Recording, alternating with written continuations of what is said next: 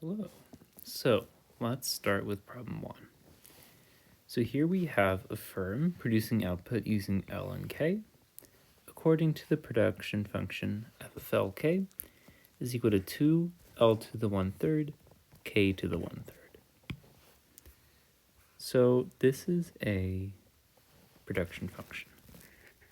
We want to determine if it is constant, increasing, or decreasing returns to scale, and we want to answer why. So let's look at this. So returns to scale, what we do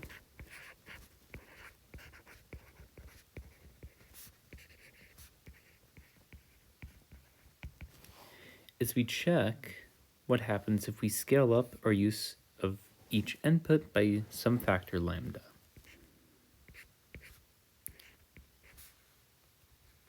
So what I'm going to say is let lambda be some number which is greater than 1.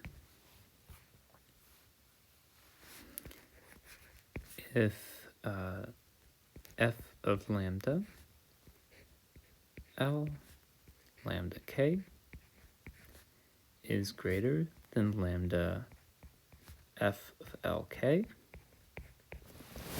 then we say that f has increasing returns to scale.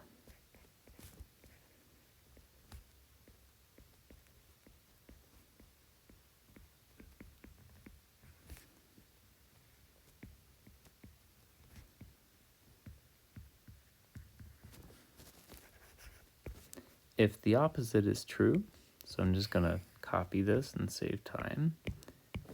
Can't do that on a chalkboard, but you can do it on an iPad. So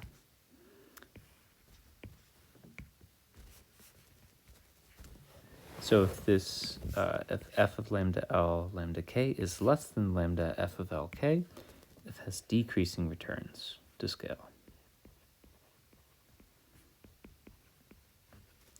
Finally, if they're equal to each other, then it means that f has constant returns to scale.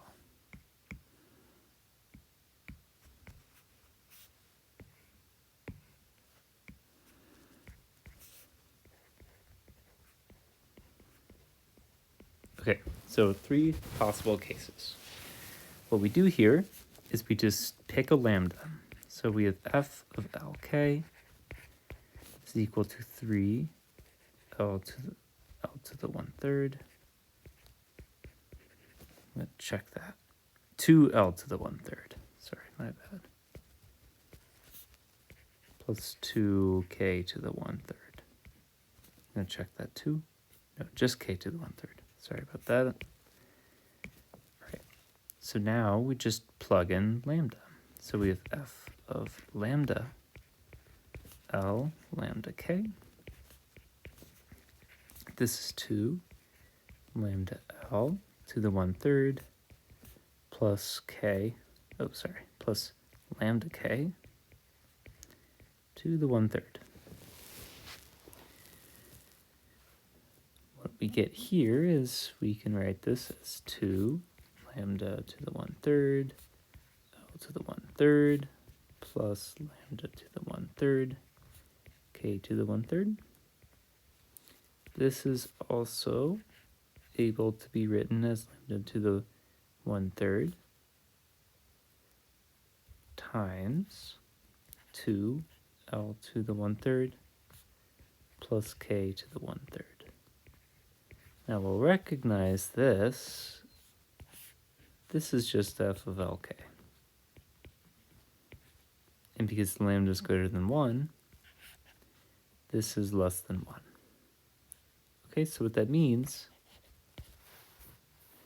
is we have f of lambda L lambda K is going to be less than lambda. Oh, what I'll say is lambda. It's less than lambda. Less than lambda f of Lk. So this means that f has decreasing returns to scale.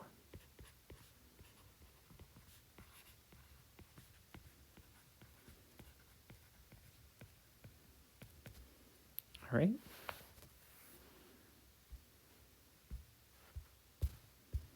Just got to turn on Do Not Disturb. Okay, so this is part A. We found that f has decreasing returns to scale. Now for part B, we're assuming that the firm needs to produce 100 units of output.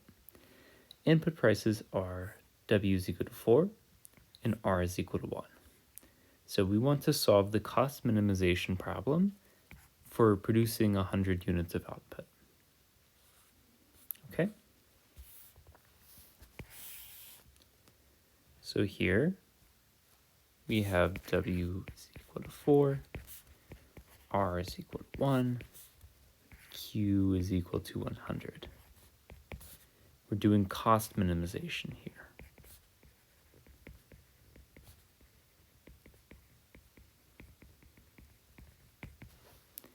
So what we do is we look at the MRTS. So this is what we're going to have to do. We're going to look at the marginal rate of technical substitution between L and K. So this is defined as the partial derivative of f Lk with respect to L divided by the partial derivative of f of Lk with respect to K. So if we just take these derivatives, recall that f of Lk is 2L to the 1/3 plus K to the 1/3. So this means that the derivatives are just going to be 2/3 L to the negative 2/3 divided by 1/3 K to the negative 2/3. So this is another way we could just write this as 2 times K to the 2/3 over L to the 2/3. All right, so this is the MRTS. Now, what we're going to do is we're going to look for the tangency condition. Why do I say that? Well, this MRTS is decreasing in L.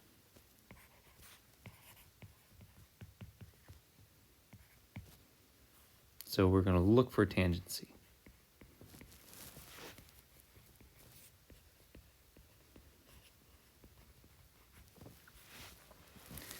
So tangency, the tangency condition requires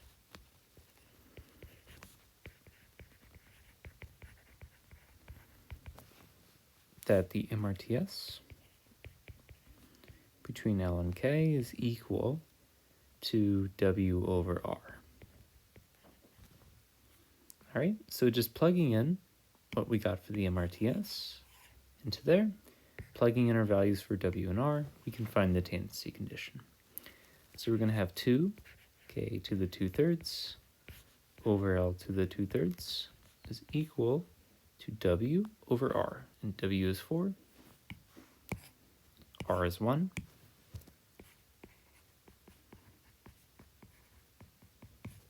So we just have 4 over 1, which equals 4. So in other words, we could just write this as K to the 2/3 over L to the 2/3 is equal to 2. So what do we do here? Well, one thing we could do is we could write it like this. K to the 2/3 is equal to L to the 2/3 times 2. Then what we do is we write this in the following way. So I'm going to multiply the exponents on both sides by 3/2 and get rid of the 2/3.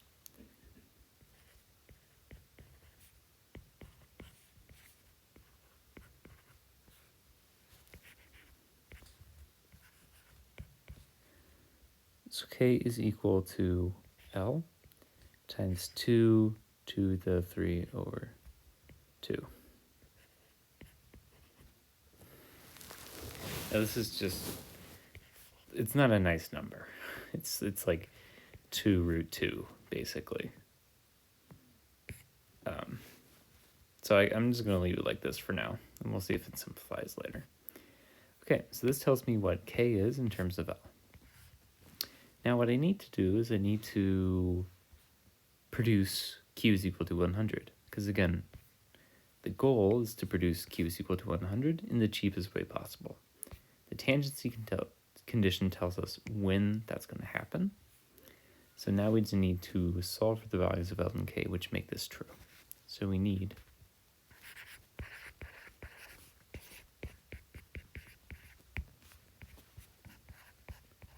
we're going to plug the tangency into the isoquant.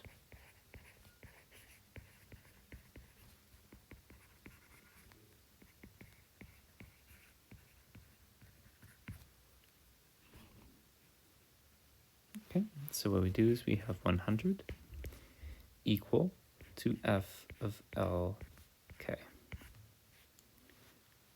So tangency requires that k is equal to L times 2 to the 3 halves. So we need 100 is equal to it's f of L, and then k is going to be L times 2 to the 3 halves. So 100 is equal to 2L to the 1/3 plus L times 2 to the 3 halves to the 1/3. So you can see there is a little bit of cancellation here. So we have 100 is equal to 2L to the 1/3 plus L to the 1/3 times 2 to the 1/2, also known as the square root of 2. So we have 100 is equal to 2 plus the square root of 2 times L to the 1/3. In other words, L to the 1/3 is equal to 100 over 2 plus the square root of 2, which means that L equal to 100 over 2 plus the square root of 2 cubed. Right, so this is how we find L. Then we just need to find k. So we know that at the optimal point, k must be equal to L times 2 to the 3 halves. So we're just going to use that here. So I'm going to write a little star there to indicate that this is the optimal quantity of L. So k star is equal to L star times 2 to the 3 halves. So it's 100 over 2 plus root 2 cubed times 2 to the 3 halves power. Now, okay. So this is 100 over 2 plus root 2 cubed times 2 to the 1/2 cubed. So this is just another way of writing 100 to the square root of 2 over 2 plus root 2 all to the 3rd power. Now this simplification is kind of unnecessary, but I just wanted to illustrate how you do this. All right.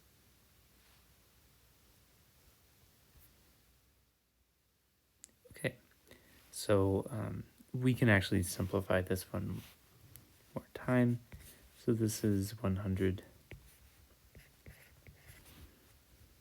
my pencil. Oh.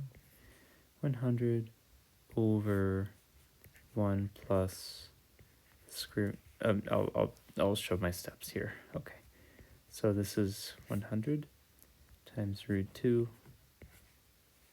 over 2 plus root 2. So what I do is I divide the top and the bottom by root 2.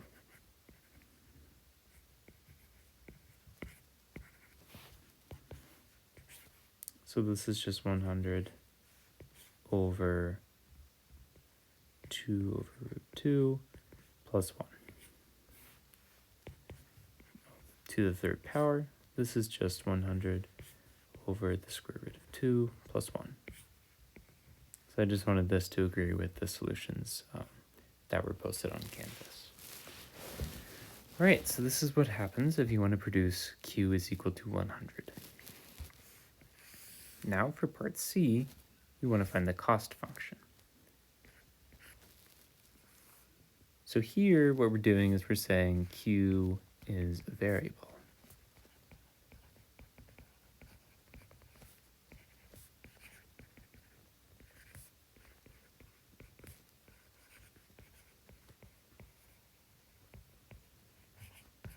So what we're going to do is we're going to find the cost of producing Q when we're choosing inputs optimally.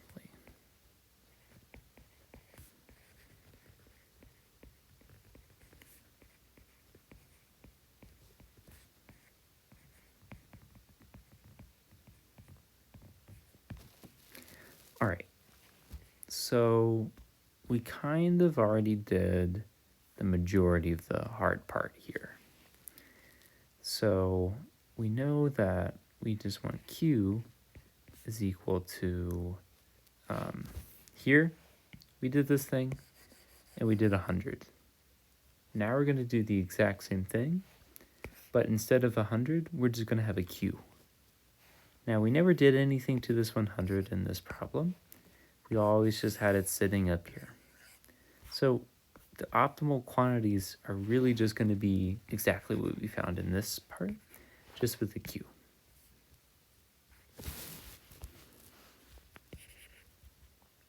So what we do is we just take this, and again, it's only because we didn't do anything to the Q, we didn't simplify anything, we didn't divide anything.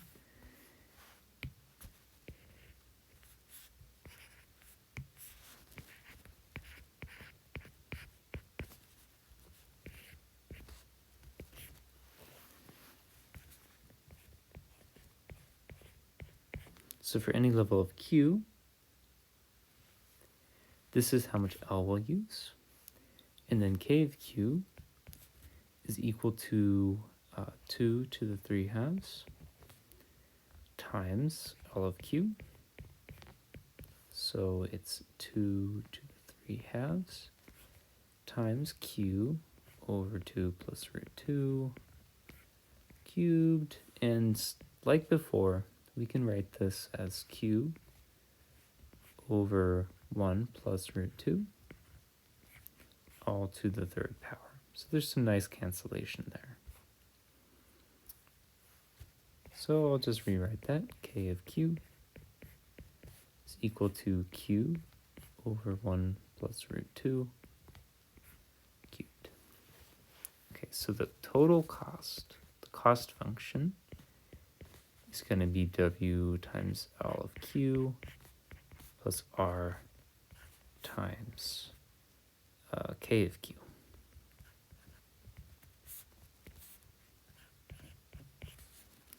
So this is equal to 4, because W is equal to 4, times Q over 2 plus root 2 cubed plus 1 times Q cubed over 1 plus root 2.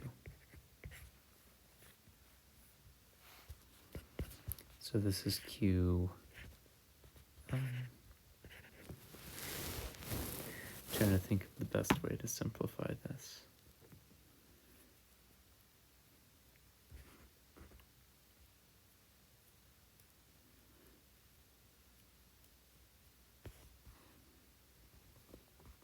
you know, I think I'm going to unsubstitute something here. So I'm going to have I'm going to use this one right here because I have a common denominator, and that'll help me. So what I'm going to do, I'm just going to use that. I'm just going to unmultiply that thing.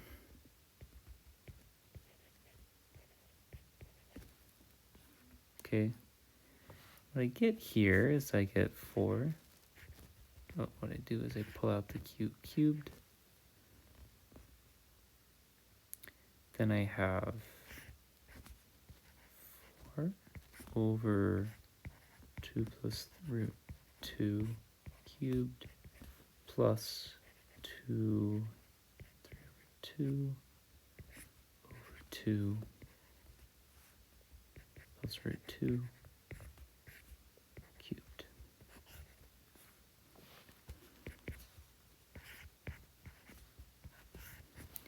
Again, this is all just kind of algebra at this point.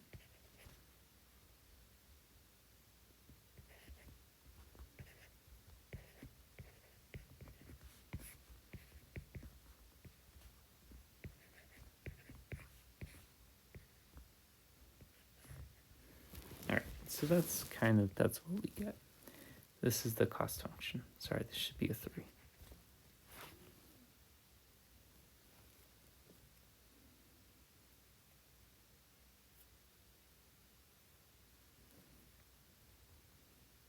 All right.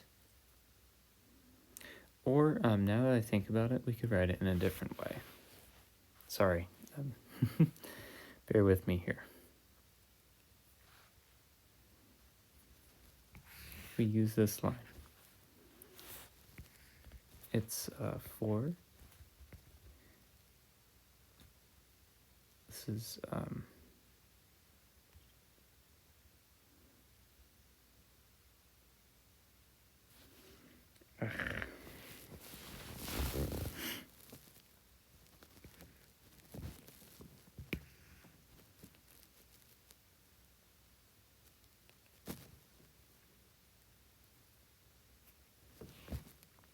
okay.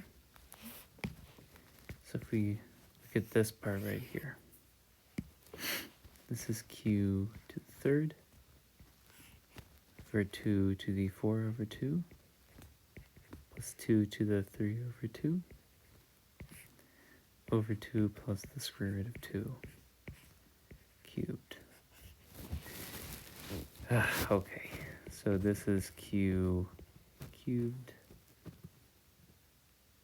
times 2 to the 3 over 2, 2 to the 1/2 plus 1, over 2 plus root 2.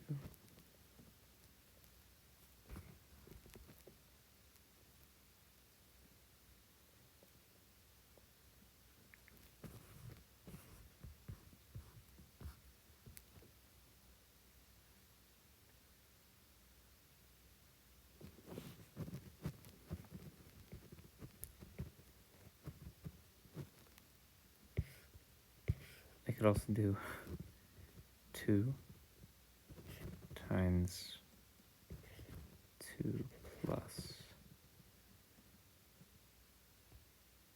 square root of 2. Yeah, okay.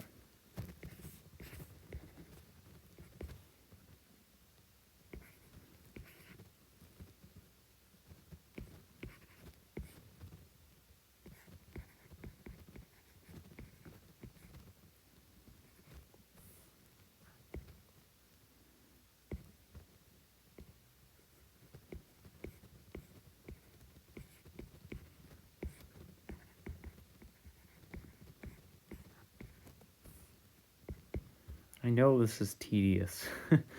I'm sorry.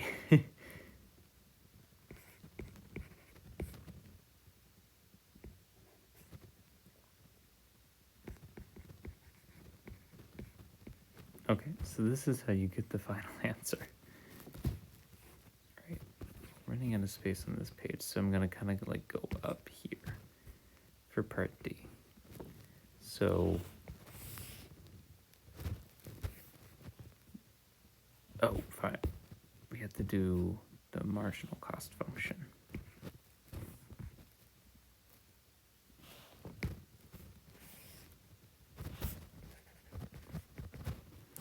So we had C of Q is Q to the third power over 1 plus the square root of 2 squared. Marginal cost is just the derivative of cost with respect to Q. So it's going to be 3Q squared over 1 plus the square root of 2 squared. I don't really want to simplify this anymore. But this is what you get for the marginal cost. All right. So now let's go to part D. We're going to suppose now that K is fixed at 20 in the short run. We want to find the short run cost curve. So here, K bar is fixed at 20.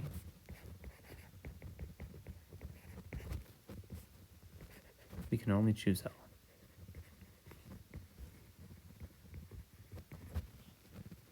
So what we need to do is, there's no cost minimization here, we're only just choosing L.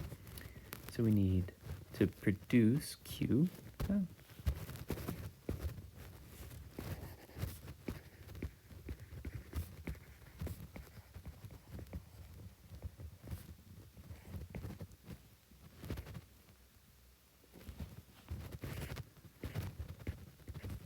We need this to equal F of L, because we're choosing L, but K is fixed.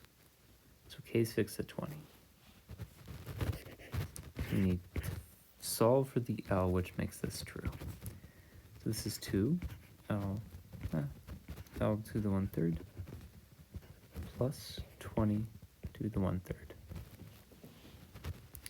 So we have that 2L to the 1/3 is equal to Q minus 20 to the 1/3.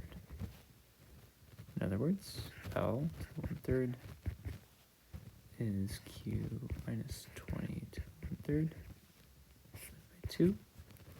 L is equal to Q minus 20 to the 1/3, 2 all to the third power. So this is the optimal L in the short run.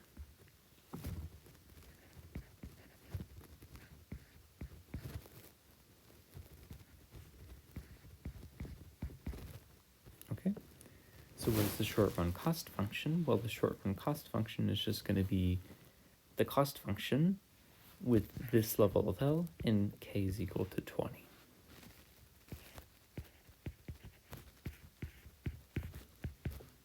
So what we're going to do is we're going to have our wage here. The amount we use of labor is going to be Q minus 20 to the 1/3, 2 all to the third power, plus we still have to pay for capital, even though the amount we use is fixed. So it's going to be 1 times 20, because this is K bar. Okay. I don't think this really simplifies very nicely. This is just the short run cost function. All right. So that is problem 1.